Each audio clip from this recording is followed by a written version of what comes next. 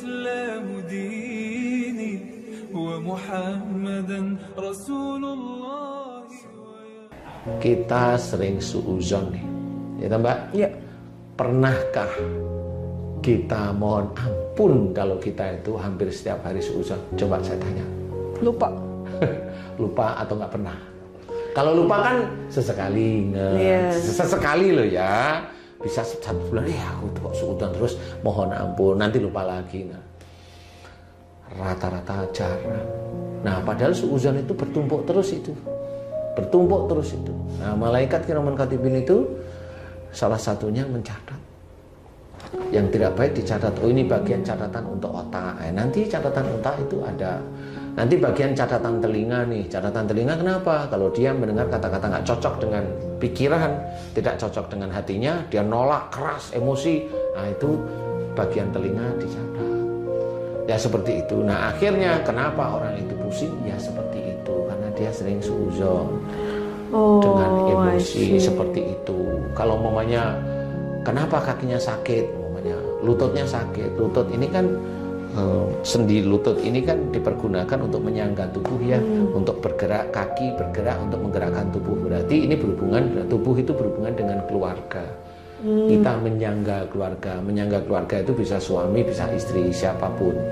Kalau seorang laki-laki dia lututnya sakit atau istri lututnya sakit, berarti dulu dia dalam mengatur keluarga, dia itu ada kekakuan, ada emosi seperti itu, sehingga suatu ketika, nah orang yang mengatur keluarga itu dengan kaku dan emosi, coba kita ingat-ingat, pernah nggak mohon ampun? Pernah itu berarti sekali, atau memang pernah tapi berapa tahun sekali ya saya mohon ampun lah. Orang itu jadi ngerti, loh iya ya, saya kan selalu keras sama suami saya umpamanya, atau saya kan selalu keras sama istri saya. Kok saya nggak pernah mohon ampun ya? Akhirnya apa? Istrinya juga nggak pernah melihat suaminya itu lembut kepada dia. Berarti suaminya memang belum pernah mohon ampun kepada Allah Ta'ala. Lah kenapa? Makanya dia selalu kasar sama istrinya. Sampai kapan?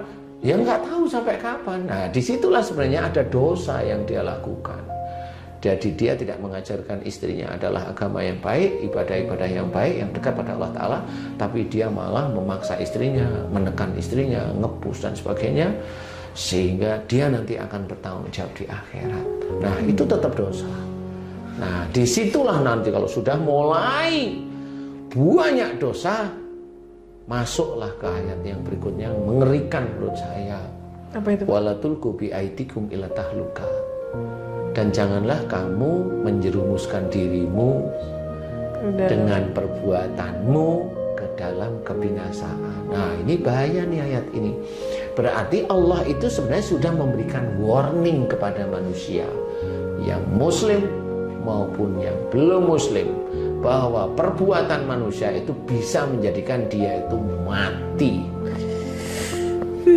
Makanya perbuatan-perbuatan ini dari ayat tadi, walatulqu bi aidikum ila tahlukat, buntutnya ayatnya ini ada wa ahsinu, dan berbuat baiklah. Loh kan jelas.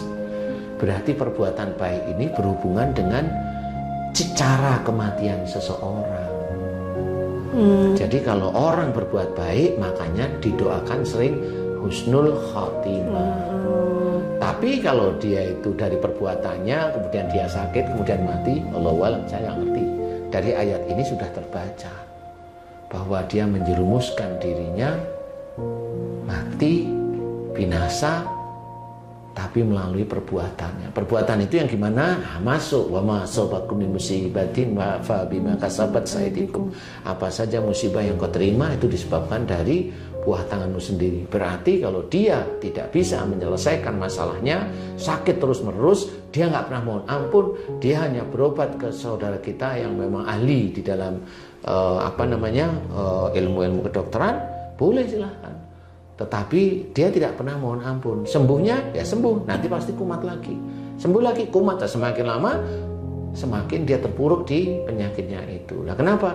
Karena dia belum pernah mohon ampun kepada Allah Ta'ala. Nah, disitulah sebenarnya walatul bi aidikum ila tahlukat. Ayat ini sebenarnya ayat yang menurut kita itu menakutkan. Karena kalau bisa kita jangan sampai meninggal itu dalam kondisi yang sakit parah seperti itu. Kalau kayak Nabi sakit pada waktu sebelum meninggal, saya tetap tidak bilang itu sakit beliau. Tetap di otak dan hati saya tidak bilang sakit. Beliau ditadangi malaikat yang mau mengambil nyawa beliau.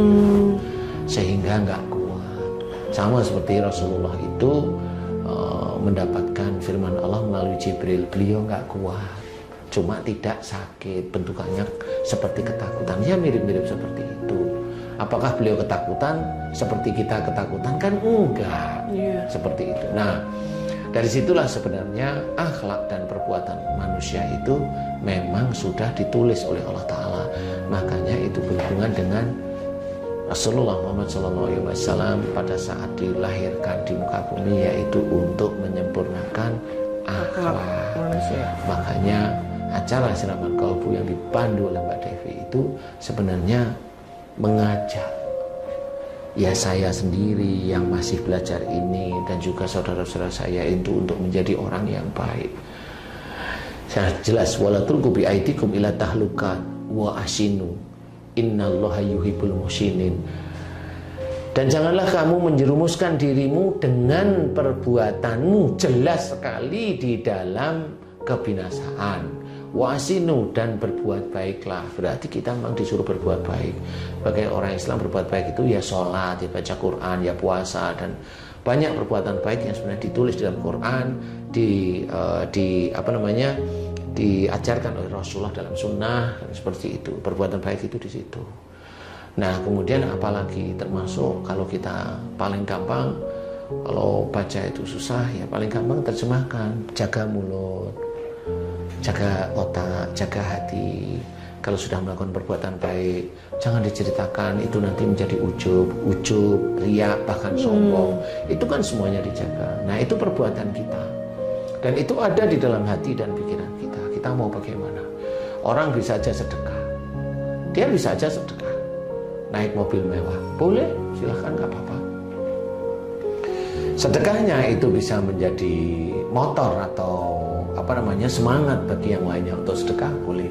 Tetapi orang itu nanti dinilai oleh Allah Ta'ala sendiri-sendiri.